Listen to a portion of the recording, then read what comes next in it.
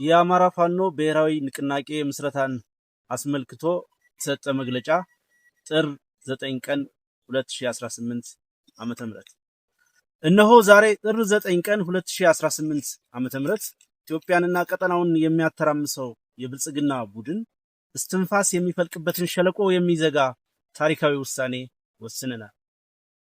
ጓዶቻችን ለከፈሉት መስዋዕትነት የሚመጥን ተልኮን መከወን ግዴታችን የሆነ እኛ የአማራ ፋኖ አደረጃጀቶች፣ አመራሮች የአብይ አህመድ የስልጣን ዕድሜ የሚበቅልበትን ንቃቃት በፍጹም ወንድማማችነት እና አንድነት ደፍነነዋል። የአማራ ትግል አንድ ይሆን ዘንድ የአማራ ፋኖ ብሔራዊ ኃይልና የአማራ ፋኖ ህዝባዊ ድርጅት አመራሮች ድፍረትን፣ ወደ ሰፊነትን፣ ቆራጥነትን እና ለህዝብ መታመንን በሚጠይቀው ታሪካዊ ውሳኔያችን የፋኖን አንድነት እውን ማድረግ ችለናል። ለመላው የአማራ ህዝብ እንዲሁም ለመላው ኢትዮጵያውያን እንኳን ደስ ያላችሁ፣ እንኳን ደስ ያለን። አንድ መሪ፣ አንድ ድርጅት ሰይመናል። አሁን ወደ ስትራቴጂካዊ ግባችን የሚወስደን ምዕራፍ ወለል ብሎ ተከፍቷል። ሜዳውም ፈረሱም በእጃችን ሆኗል። እንደ ብዙዎቹ ነባር የዓለም ስልጣኔዎች ሁሉ ለረጅም ዘመናት በታሪካዊ መሰናክሎች ያልተደናቀፈ ቅብብሎሽ ያለው የግርማዊ ትናንት የታሪክ ባለቤት የሆነው የአማራ ህዝብ እንዲሁም ሀገራችን ኢትዮጵያ ከመቶዎች ለሚበልጡ ዓመታት በተለይም ከመካከለኛው ዘመን ጀምሮ የስልጣኔ ግጭት በወለደው የትውልዶች ጦርነት እየተፈተኑ ይገኛሉ። በዘመናዊው ታሪካችን በቀጥታ አማራን ኢላማ ያደረገው ተከታታይ ዘመቻ በውስጣዊ ድክመቶቻችን ታግዞ ሁሉንም ህዝቦች በተገቢው መልኩ አሳታፊ ባልሆነ የአሸናፊዎች ስርዓት ሀገራችን ያልተረጋጋና የመፍረስ ስጋት ያለባት ሀገረ መንግስት ሲያደርግ ህዝባችንንም ለከፋ የመጥፋት የህልውና አደጋ አጋልጦታል። ይህንን በራሳችን ወገኖች ኢትዮጵያውያን ባለቤትነትና ቅጥረኝነት የሚመራ ውስብስብ ሀገራዊና ህዝባዊ አደጋ ለመረዳትና የጋራ መግባባት ለመፍጠር ብሎም መፍትሄ ለማበጀት ብዙ ማገዶ ፈጅቶብናል። የአማራ ህዝብ ራሱን በመዘንጋትና ሀገሩን በማስቀደም እየኖረ በራሱም ሆነ በሀገሩ ላይ የተፈጠረውን ታላቅ ተቃርኖ በጊዜው ባለመረዳቱ ራሱን ያገኘው ሀገሩን ተነጥቆ ሀገር አልባ ሆኖ እንዲሁም መንግስት መር በሆነ የዘር ማጥፋት በከፋ የመጥፋት አደጋ ውስጥ ሆኖ ነው። በእርግጥ አማራው በመጥፋት ላይ ያለ ህዝብ ነው።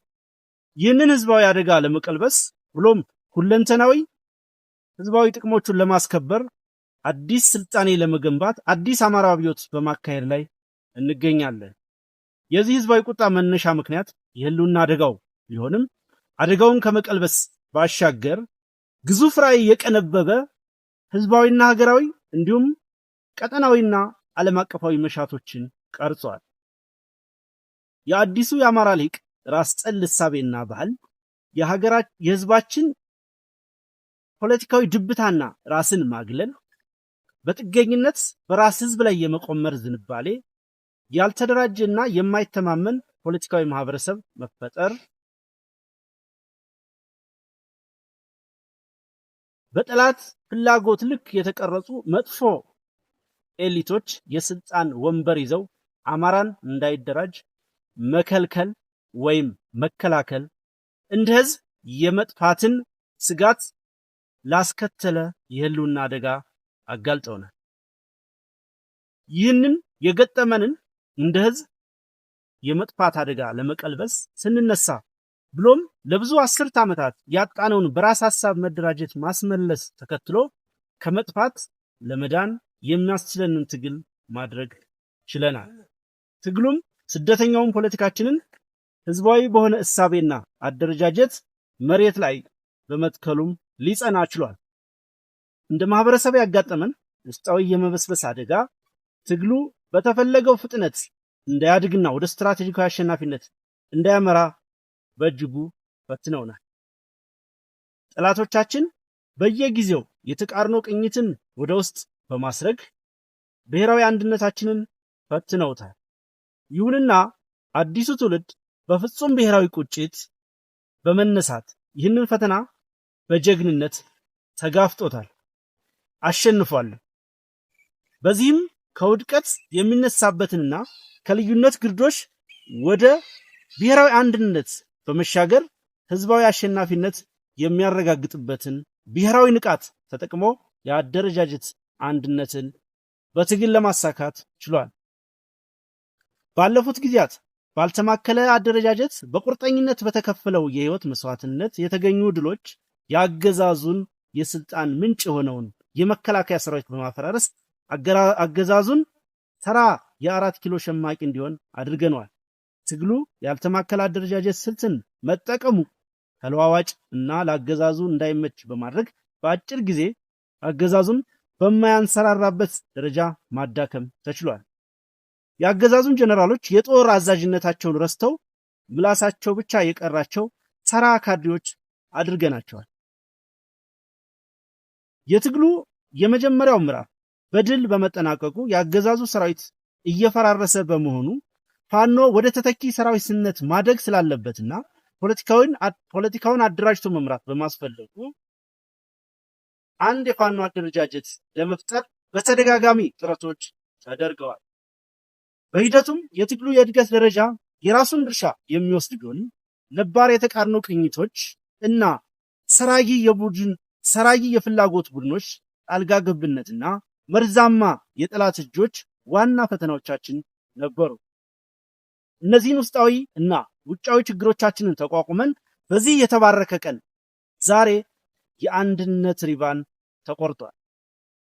አንድ ሆነናል። በድጋሚ እንኳን ደስ ያለ። በዚህ የአደረጃጀት አንድነት የአማራ ትግል ነባርና ብልሹ ራስ ጠልና በታኝ እሳቤና አሰላለፎችን አሸንፏል። ጎታች ከሆኑ አሰላለፎች በመላቀቅ የውድቀት ረግረግን በብሔራዊ ንቃቱ ተሻግሯል። በሰራዊቱና በደጀኑ ህዝብ ውስጥ ሲብሰለሰል የኖረውን ጥያቄ መልሷል። በአማራ አንድነት ላይ የነበሩ የተሳሳቱና አሉታዊ ምልከታዎችን አርሟል። ዛሬ የአማራ ፋኖ ብሔራዊ ንቅናቄ ሲመሰረት በቀደሙ የአደረጃጀት አንድነት የማምጣት ሂደት ወቅት የታዩ ድክመቶችና ክፍተቶችን በማረም እንዲሁም የሁሉንም ባለድርሻ ተሳትፎና ትምምን በመፍጠር ጭምር ነው። ይህ ውህድ ድርጅት የዓላማና የአስተሳሰብ አንድነት ላይ የተመሰረተ ነው። በዚህም ድርጅታችን የሚመራበት ርዕዮተ ዓለም የአማራ ብሔርተኝነት ሲሆን ይህም የወቅቱን የህልውና ትግል ከማሸነፍ ጀምሮ በዘላቂነት የህዝቡን ህልውና እንዲሁም ማንነቱን በማረጋገጥ መብትና ጥቅሞቹን ለማስከበር የምንታገልበት የአስተሳሰብ ቅኝት ይሆናል። የአማራ ብሔርተኝነት በራስ በቅነት ሁለንተናዊ ውስጣዊ አቅምን በመገንባት በሀገራዊ ዲሞክራሲያዊ አንድነት ማዕቀፍ ውስጥ የህዝባችንን ህልውና በማረጋገጥ መብትና ጥቅሞቹን በማስጠበቅ የሌሎች ኢትዮጵያውያን የቡድንና የግለሰብ መብቶች የሚከበርበት ስርዓት በማንበር በፍትሃዊና ሰላማዊ አብሮነት የሀገር ቀጣይነት ለማረጋገጥ የሚተጋ ነው። በርካታ ቀናትን በወሰደ ጥልቅ ፖለቲካዊ ውይይቶች ቅንነትና ወንድማማችነትን ያስቀደመው የድርጅታችን ምስረታ ሂደት በርካታ ምዕራፎችን ያለፈ ነው። የመግባቢያ ቃል ኪዳን ሰነድን በመፈራረም የተጀመረው ሂደት የድርጅቱን የመመስረቻ ሰነድ ህገ ደንብ በማጽደቅና ከፍተኛ አመራሩን በመሰየም በስኬት ተጠናቋል። በዚህም መሰረት አርበኛ ዘመነ ካሴ የአማራ ፋኖ ብሔራዊ ንቅናቄ ሊቀመንበር፣ አርበኛ መከታው ማሞ ተቀዳሚ ምክትል ሊቀመንበር፣ አርበኛ ሀብቴ ወልዴ ምክትል ሊቀመንበር ለወታደራዊ ጉዳዮች፣ አርበኛ ሄኖክ አዲሴ ምክትል ሊቀመንበር ለፖለቲካዊ ጉዳዮች በማድረግ ሰይሟል። እንዲሁም የአማራ ፋኖ ብሔራዊ ንቅናቄ ከታች ለተዘረዘሩት መምሪያዎች አመራሮችን መድቧል። በዚህም መሰረት ወታደራዊ አዛዥ ብርጋዴር ጀነራል ተፈራ ማሞ፣ ምክትል ወታደራዊ አዛዥ አርበኛ ምሬ ወዳጆ፣ ምክትል አዛዥ ለወታደራዊ አስተዳደር አርበኛ ዝናቡ ልንገረው፣ ወታደራዊ ስልጠና መምሪያ አርበኛ ሳሙኤል ባለድል፣ ልዩ ዘመቻ መምሪያ አርበኛ ድርሳን ብርሃኔ፣ ዘመቻ መምሪያ ካሳምነው እዝ ለሚወከል ጓድ፣ የፖለቲካ መምሪያ አርበኛ ጌታ ስራደ፣ አደረጃጀት መምሪያ አርበኛ ምንተስኖት ወንዳፈራው፣ የድርጅት ጽህፈት ቤት አርበኛ አስቻለው በለጠ፣ የህዝብ ግንኙነት መምሪያ አርበኛ አስረስ ማረ ዳምጤ፣ የህዝብ አስተዳደር መምሪያ አርበኛ ዘመነ ምረት፣ ፋይናንስና ግዢ አስተዳደር መምሪያ አርበኛ አሻግሬ ባየ፣ ፖሊሲና ስትራቴጂ አርበኛ እስክንድር ነጋ፣ አጋርነትና ትብብር መምሪያ አርበኛ አበበ ፋንታው፣ የውጭ ጉዳይ መምሪያ እንዲሁ ከአሳምነው እዝ ለሚወከል አባል ምደባ ሰጥቷል። በዚህ ታሪካዊ ዕለት የአማራ ፋኖ ብሔራዊ ንቅናቄ ቀጣዮቹን ቁልፍ መልእክቶች ያቀርባል። አንደኛ፣ መልእክት ለድርጅታችን ሰራዊት። ከፍተኛ መስዋዕትነት እየከፈልክበት ያለው ትግል ፍሬ እንዲያፈራና የተሟላ አሸናፊነት እንዲረጋገጥ የአደረጃጀት አንድነት የግድ እንደሆነ በተደጋጋሚ የተነሳው ሐሳብ ተገቢውን መልስ አግኝቶ የፋኖ አንድነት ተበስሯል። ይህ ትልቅ የምስራች የሚያስገኘውን ተጨማሪ አቅም በመጠቀም በጽናትና በቁርጠኝነት ትግሉን እንድትቀጥል ጥሪ እናቀርባለን። በትግል ሂደት አዲሱ ትውልድ በብሔራዊ ቁጭትና ንቃት ያገኘውን የአስተሳሰብ አቅም በመጠቀም ውስጣዊ ትግል የሚፈልጉ ነባር እክሎችን በዲሞክራሲያዊ መንገድ መታገል እንዲቀጥል እያሳሰብን የድርጅቱን ውህደት ተከትሎ ለሚመጡ የመዋቅርና የአሰራር ማሻሻያዎች ተገቢውን ምቹ ሁኔታ በመፍጠር በቅንነት መተባበር አስፈላጊ እንደሆነ እንገልጻለን። በተጨማሪም በየደረጃው ያለው መዋቅር ለቀጣይ ግዳጆች የሚያስፈልገው ወትሮ ዝግጁነት እንዲያረጋግጥ በጥብቅ እናሳስባለን። ሁለተኛ፣ መልእክት ለመላው ህዝባችን። የትግሉ ደጀን የሆነው ህዝባችን በመድረኮች ሲያቀርብ ለነበረው የአንድነት ጥያቄ ምላሽ ማግኘቱ በድጋሚ ያበሰርን፣ እስካሁን ትግሉን በባለቤትነት በመውሰድ በትዕግስት የድርሻውን ኃላፊነት ወስዶ የፈጸመውን ትልቅ ብሔራዊ ጀብድ የአንድነት ጉልበት ተጠቅሞ እንደ አካባቢው ነባራዊ ሁኔታ አደረጃጀቶችን በመፍጠር ትግሉን አጠናክሮ እንዲቀጥል እናሳስባል። ሶስተኛ፣ መልእክት ለአማራ ዲያስፖራ። በተለያዩ የዓለም ክፍል የሚገኘው የአማራ ዲያስፖራ በትግሉ የመጀመሪያ ወቅት ሲያደርገው የነበረውን የነቃ ተሳትፎ በሂደት በተፈጠሩ የአመለካከት መዛነፎችና ጣልቃ ገብነቶች በተለይም የአደረጃጀት አንድነት ባለመምጣቱ ምክንያት በነበረው ግለት አለመቀጠሉና አቅሙን ተጠቅሞ ትግሉን በሚገባው መልክ ማገዝ አለመቻሉን አስተውለናል። ሆኖም ሰራዊቱ፣ ህዝቡና አብዛኛው ዲያስፖራው በጉጉት ሲጠብቀው የቆየው የፋኖ አንድነት ተጠናቆ ውህድ ድርጅት ለመመስረት በቅቷል። በዚህም እንኳን ደስ ያላችሁ እያልን ለቀጣዩ የትግል ምዕራፍ ከእናንተ የሚጠበቀውን ድጋፍ ለማድረግ እንዲያስችል በራስ ተነሳሽነት የአደረጃጀት አንድነት ከመፍጠር በተጨማሪም ትግሉን አስመልክቶ ከድርጅታችን የሚሰጡ አቅጣጫዎችንና መመሪያዎችን በቅንነት እንድትተገብሩ ከወዲሁ እናሳስባለን። አራተኛ፣ መልእክት በጸረ አገዛዝ የትግል መስመር ላሉ ብሔራዊ የትግል ኃይሎችና የማህበረሰብ ክፍል። ሀገራችን አሁን ባለችበት ነባራዊ ሁኔታ በይፋ የዘር ፍጅት ያልታወጀበትና የህልውና አደጋ ያላንዣበበበት ኢትዮጵያዊ ወገን አለ ብለን አናምንም። ሁሉም ህዝብ ህልውናው አደጋ ውስጥ ነው። ኢትዮጵያ የገደል ጠርዝ ላይ ናት። በመሆኑም የፋኖ ትግል ለአማራ ህዝብ ህልውና እና ለሌሎች ኢትዮጵያውያን ወገኖችም ጭምር ፖለቲካዊ መዳን ወሳኝ መፍትሄን ያዘለ ነው።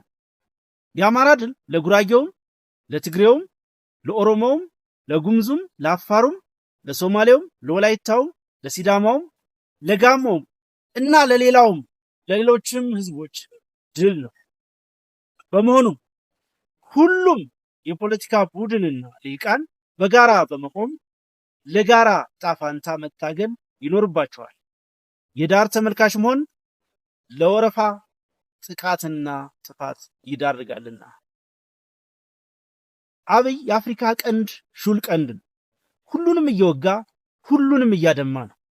ሁሉንም የቀጠናው ህዝቦች ቤት በእጁም በእግሩም እየረበሸ ነው። ስለሆነም ዘራፊውን የአብይ አህመድ አገዛዝ ለማስወገድ ኢትዮጵያውያን ወገኖች ብቻ ሳይሆኑ የቀጠናው ኃይሎች መተባበር አለባቸው። ይህን አገዛዝ ለማስወገድና ቀጠናውን ለማረጋጋት የሚደረጉ ትብብሮች በሙሉ ትክክል ናቸው። የቀጠናው ህዝቦች እረፍትና ልማት ይሻሉ፣ ይገባቸውማል። አረመኔው አገዛዝ የሚከተለው ከፋፍሎ የማጥቃት የማስጠቃት ስልት ጊዜያዊ የስልጣን እፎይታ የፈጠረለት ቢሆንም ይህንን በመገንዘብ በትብብር አገዛዙን በማስወገድ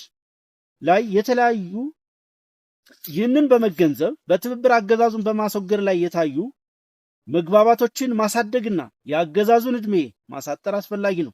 ለዚህም የፋኖ አንድነት የፈጠረውን ተጨማሪ አቅምና እድል እንዲሁም በስካሁኑ ሂደት በጸረ አገዛዝ ትግሉ አስፈላጊነት ላይ የታዩ መግባባቶች በተሟላ ሁኔታ በማቀናጀት የዘር ማጥፋቱን ጦርነት ከመመከት ወደ ስትራቴጂካዊ ማጥቃት በመቀየር አገዛዙን ለማስወገድ እንድንሰራ ጥሪ እናቀርብላችኋለን። 5 መልእክት ለዓለም አቀፉ ማህበረሰብ። አብይ አህመድ መሩ የብልጽግና አገዛዝ ስልጣን ከያዘበት ጊዜ ጀምሮ ላሉት ወደ 8 ለሚጠጉ ዓመታት በህዝቦች ላይ ከፍተኛ እልቂት መፈጸሙ እንደሚታወቅ እሙን ነው። አገዛዙ ሀገሪቱን የማያባራ ጦርነት ውስጥ በማስገባት በሁሉም ክልሎች ከፍተኛ የሰብአዊ ውድመት፣ ኢኮኖሚያዊ ድቀትና ማህበራዊ ቀውስን አስከትሏል። ይህ አገዛዝ ጸረ ህዝብ በመሆኑ ከችግሩ የማይታከም ከስህተቱ የማይማርና አንዳች ተአማኒነት ያልታየበት ነው። የአገዛዙ የጦረኝነት ባህሪ ከኢትዮጵያ ውስጣዊ ችግር አልፎ ቀጠናዊ ሰላምና መረጋጋት ላይ ተጨባጭ አደጋ ከፈጠረ ውሎ አድሯል። አገዛዙ በአማራ ህዝብ ላይ ያወጀው የዘር ማጥፋት ጦርነትና የተከተለው የህልውና አደጋ ጦርነቱን ከመቀልበስ ውጭ ሌላ አማራጭ ባለመኖሩ ፋኖ በህዝባዊ የትግል መስመር አገዛዙን ላለፉት 30 ወራት እየታገለም ይገኛል። ከፋኖም በተጨማሪ ሌሎች ጸረ አገዛዝ ብሔራዊ ኃይሎች በዚህ ህዝባዊ የትግል መስመር ውስጥ የህዝባቸውን ሁሉና ለማረጋገጥ በትግል ላይ ይገኛሉ። ይህንን ህዝባዊ ሀገራዊ ብሎም ቀጠናዊ አደጋ ማስወገድ፣ የህዝብን ደህንነት ማረጋገጥ ብሎም ተራዛሚ ቀጠናዊ ጦርነቶችን ማስወገድ ዓለም አቀፉ ማህበረሰብ ትኩረት የሚሰጠው ጉዳይ እንደሆነ እናምናለን። ከዚህም በመነሳት ጸረ ህዝብና ጸረ ሰላም ለሆነው የብልጽግና ኃይል የሚደረገውን ድጋፍ በማቆም እንዲሁም አስፈላጊውን ጫና በማድረግ የአገዛዙን የጥፋት አቅም በማሳጣት እንድትተባበሩ ጥሪ እናቀርባለን።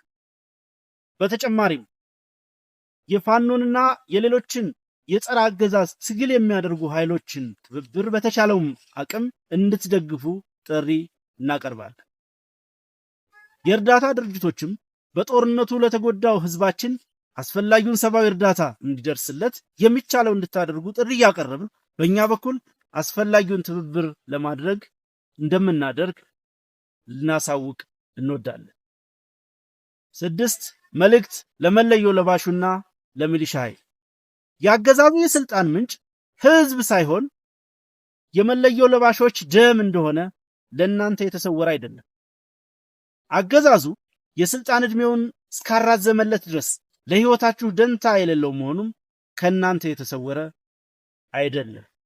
የፋኖ ትግል ሁሉም ኢትዮጵያዊ ተከብሮ የሚኖርባት ሀገር መገንባት የእናንተ መለዮ ለባሾች ደህንነትና ክብር ተጠብቆ ሀገራችሁን እንድታገለግሉ የምትከፍሉት የህይወት መስዋዕትነትም ትርጉም እንዲኖረው ማድረግ ነው። ሞታችሁ ለሀገራችሁ ሳይሆን ለአንድ ሰው ደም ለማይጠረቃ አገዛዝ መሆኑን ተረድታችሁ ወደ ፋኖ ትግል እንድትቀላቀሉ ጥሪ እያቀረብን ሙሉ መዋቅራችን ከመቼውም ጊዜ በተለየ እናንተን ለመቀበል ዝግጁ መሆኑን እናረጋግጣለን። የአማራ ፋኖ ብሔራዊ ንቅናቄ ለድርጅታችን ምስረታ ስኬት ለተጉ ሁሉ የላቀ ክብር ያለው መሆኑን እየገለጽ በተለይም ለመላው የአማራ ህዝብና ለሀገር ወዳድ ኢትዮጵያውያን ለማይቋረጠው ልባዊ ድጋፋችሁና ለምክራችሁ ለግሳጼያችሁ እናመሰግናለን። ልፋታችሁ ይህንን አንድነት ወልዷል። ለመላው የፋኖ አባላት ለፍጹም ንጹህ ጓዳዊ ግፊታችሁና አንድነት ናፋቂነታችሁ እናመሰግናለን። የእናንተ የቀን ከሌት ጉትጎታና ውትወታ ባይኖር ሰንፈን የምንዝል አንታጣም ነበር። ደማችሁም ግፊታችሁም ይህንን አንድነት ወልዷል። ለመላው የሁለቱ ድርጅት አመራሮች በተለይ በዚህኛው የአንድነት ሂደት ላሳያችሁት አመራርና ቁርጠኝነት ከፍተኛ ክብርና ምስጋና ይገባችኋል። በተለይም የአንድነት ሂደቱን ያሳለጣችሁ የሁለቱ ድርጅቶች የቴክኒካል ኮሚቴ አባላት እጅግ ታላቅ ክብር ይገባችኋል። ያሳያችሁት የአመራር ብቃት፣ ጥበብና መፍትሄ አፍላቂነት ልዩ ነበር። ሂደቱን ለታዘቡ ሽማግሌዎች በልዑል አስፋወሰን አስራተ ካሳ የሚመራው እና አምባሳደር ብርሃነ መስቀል ነጋ እና ሻለቃ ዳዊት ወልደ ጊዮርጊስን ጨምሮ 7 አባላትን ያካተተው የታዛቢዎች ቡድን ሂደቱን በገለልተኛነት በመከታተል ቴክኒካል ኮሚቴው በጠየቃቸው ጊዜ ሁሉ ደግሞ የመፍትሄ ሐሳብ በማቅረብ ላደረጉት አስተዋጽኦ ታላቅ ክብርና ምስጋና እናቀርባለን። በመጨረሻም ድርጅቱን ለማዋለድ ከተከፈለው መስዋዕትነት ባልተናነሰ መልኩ ድርጅቱን በዘላቂነት ለማጽናት የሚገጥሙ ፈተና በመሆኑ ሁሉም የፖለቲካ ቡድንና ሊቃን በጋራ በመቆም ለጋራ ጣፋንታ መታገል ይኖርባቸዋል። የዳር ተመልካች መሆን ለወረፋ ጥቃትና ጥፋት ይዳርጋልና። አብይ የአፍሪካ ቀንድ ሹል ቀንድ ነው። ሁሉንም እየወጋ ሁሉንም እያደማ ነው። ሁሉንም የቀጠናው ህዝቦች ቤት በእጁም በእግሩም እየረበሸ ነው። ስለሆነም ዘራፊውን የአብይ አህመድ አገዛዝ ለማስወገድ ኢትዮጵያውያን ወገኖች ብቻ ሳይሆኑ የቀጠናው ኃይሎች መተባበር አለባቸው። ይህን አገዛዝ ለማስወገድና ቀጠናውን ለማረጋጋት የሚደረጉ ትብብሮች በሙሉ ትክክል ናቸው። የቀጠናው ህዝቦች እረፍትና ልማት ይሻሉ፣ ይገባቸውማል። አረመኔው አገዛዝ የሚከተለው ከፋፍሎ የማጥቃት የማስጠቃት ስልት ጊዜያዊ የስልጣን እፎይታ የፈጠረለት ቢሆንም ይህንን በመገንዘብ በትብብር አገዛዙን በማስወገድ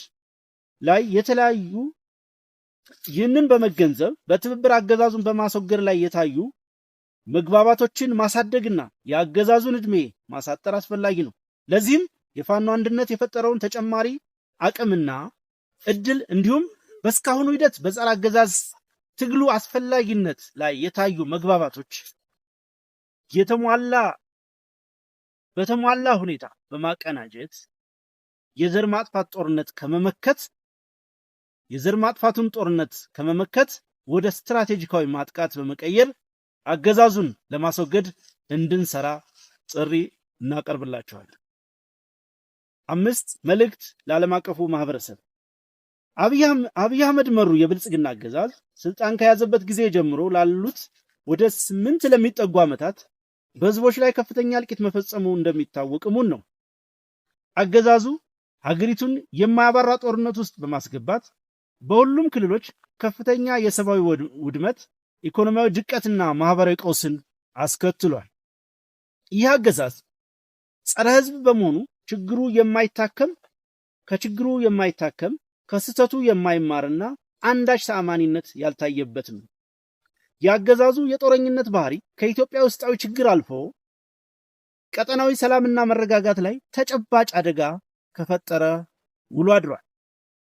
አገዛዙ በአማራ ህዝብ ላይ ያወጀው የዘር ማጥፋት ጦርነትና የተከተለው የህልውና አደጋ ጦርነቱን ከመቀልበስ ውጭ ሌላ አማራጭ ባለመኖሩ ፋኖ በህዝባዊ የትግል መስመር አገዛዙን ላለፉት 30 ወራት እየታገለም ይገኛል።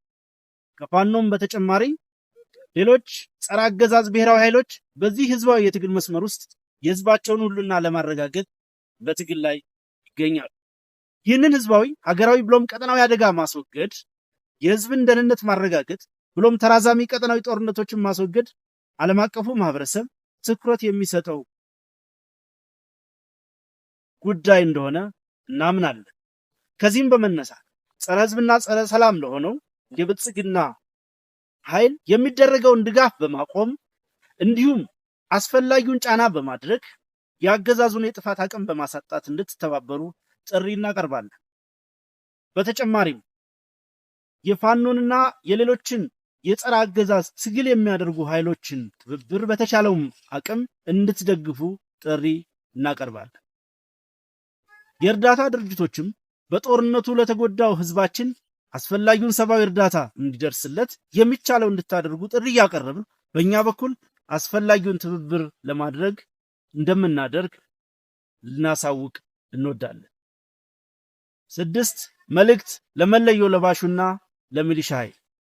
የአገዛዙ የስልጣን ምንጭ ህዝብ ሳይሆን የመለዮ ለባሾች ደም እንደሆነ ለእናንተ የተሰወረ አይደለም። አገዛዙ የስልጣን ዕድሜውን እስካራዘመለት ድረስ ለህይወታችሁ ደንታ የሌለው መሆኑም ከእናንተ የተሰወረ አይደለም። የፋኖ ትግል ሁሉም ኢትዮጵያዊ ተከብሮ የሚኖርባት ሀገር መገንባት፣ የእናንተ መለዮ ለባሾች ደህንነትና ክብር ተጠብቆ ሀገራችሁን እንድታገለግሉ የምትከፍሉት የህይወት መስዋዕትነትም ትርጉም እንዲኖረው ማድረግ ነው። ሞታችሁ ለሀገራችሁ ሳይሆን ለአንድ ሰው ደም ለማይጠረቃ አገዛዝ መሆኑን ተረድታችሁ ወደ ፋኖ ትግል እንድትቀላቀሉ ጥሪ እያቀረብን ሙሉ መዋቅራችን ከመቼውም ጊዜ በተለየ እናንተን ለመቀበል ዝግጁ መሆኑን እናረጋግጣለን። የአማራ ፋኖ ብሔራዊ ንቅናቄ ለድርጅታችን ምስረታ ስኬት ለተጉ ሁሉ የላቀ ክብር ያለው መሆኑን እየገለጽ በተለይም ለመላው የአማራ ህዝብና ለሀገር ወዳድ ኢትዮጵያውያን ለማይቋረጠው ልባዊ ድጋፋችሁና ለምክራችሁ ለግሳጼያችሁ እናመሰግናለን። ልፋታችሁ ይህንን አንድነት ወልዷል። ለመላው የፋኖ አባላት ለፍጹም ንጹህ ጓዳዊ ግፊታችሁና አንድነት ናፋቂነታችሁ እናመሰግናለን። የእናንተ የቀን ከሌት ጉትጎታና ውትወታ ባይኖር ሰንፈን የምንዝል አንታጣም ነበር። ደማችሁም ግፊታችሁም ይህንን አንድነት ወልዷል። ለመላው የሁለቱ ድርጅት አመራሮች በተለይ በዚህኛው የአንድነት ሂደት ላሳያችሁት አመራርና ቁርጠኝነት ከፍተኛ ክብርና ምስጋና ይገባችኋል። በተለይም የአንድነት ሂደቱን ያሳለጣችሁ የሁለቱ ድርጅቶች የቴክኒካል ኮሚቴ አባላት እጅግ ታላቅ ክብር ይገባችኋል። ያሳያችሁት የአመራር ብቃት፣ ጥበብና መፍትሄ አፍላቂነት ልዩ ነበር። ሂደቱን ለታዘቡ ሽማግሌዎች በልዑል አስፋወሰን አስራተ ካሳ የሚመራው እና አምባሳደር ብርሃነ መስቀል ነጋ እና ሻለቃ ዳዊት ወልደ ጊዮርጊስን ጨምሮ 7 አባላትን ያካተተው የታዛቢዎች ቡድን ሂደቱን በገለልተኛነት በመከታተል ቴክኒካል ኮሚቴው በጠየቃቸው ጊዜ ሁሉ ደግሞ የመፍትሄ ሐሳብ በማቅረብ ላደረጉት አስተዋጽኦ ታላቅ ክብርና ምስጋና እናቀርባለን። በመጨረሻም ድርጅቱን ለማዋለድ ከተከፈለው መስዋዕትነት ባልተናነሰ መልኩ ድርጅቱን በዘላቂነት ለማጽናት የሚገጥሙ ፈተናዎችን ለማሸነፍ ከላይ የተጠቀሳችሁ እና ሌሎች ባለድርሻ አካላት ገንቢ ሚና እንድትጫወቱ ታሪካዊ ጥሪያችንን እናቀርባለን። ጥር 9 ቀን 2018 ዓመተ ምህረት የአማራ ፋኖ ብሔራዊ ንቅናቄ የህዝብ ግንኙነት መምሪያ። ሌላው ከዚህ መግለጫ በኋላ የሚደረጉ ለህዝብ ይፋ የሚደረጉ የህዝብ ግንኙነት ጉዳዮችን አስመልክቶ የተዘጋጀ መርሃ ግብር ስላለ ሚዲያዎች እና መላው ህዝብ እንዲያውቀው በዛ መሰረት ነው ሂደቶች የሚከናወኑት።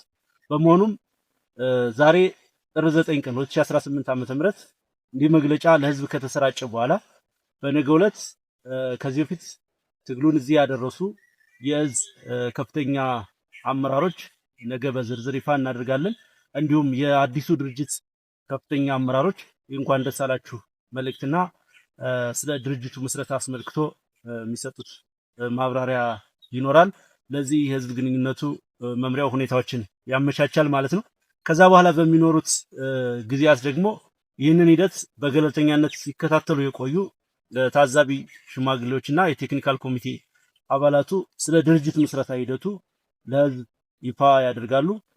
በሚቀጥሉት ቀናት በውጭ ለሚገኙ ሚዲያዎች፣ ለኤምባሲዎችና ሌሎች ለሚመለከታቸው አካላት የድርጅቱ የሚመለከታቸው የመምሪያ ኃላፊዎች ማብራሪያ ያቀርባሉ ማለት ነው። እጅግ በጣም አመሰግናለሁ።